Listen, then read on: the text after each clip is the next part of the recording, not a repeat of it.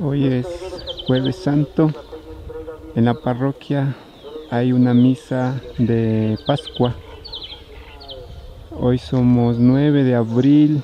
Nosotros llevamos como 26 días de cuarentena, a punto de llegar a un mes, a 30 días.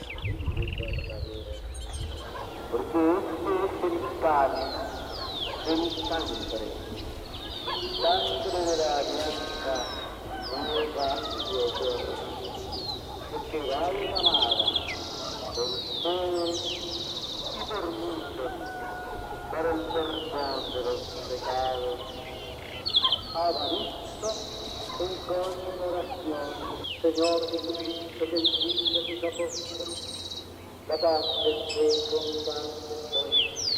No tengas en cuenta nuestros pecados, sino la fe de tu iglesia, y conforme a tu palabra concédele la paz y la unidad, tú que vives y reinas por los siglos de los siglos. Que la paz del Señor esté siempre con ustedes.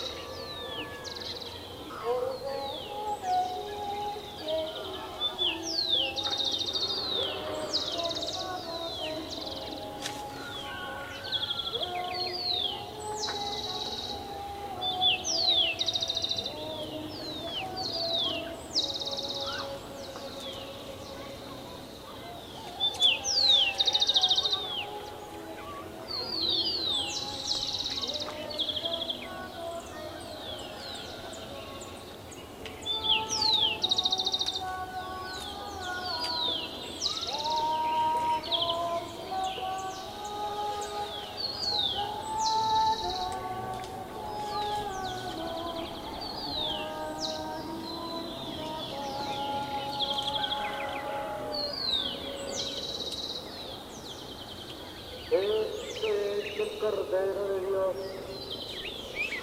de todos los pecados del mundo. Todos los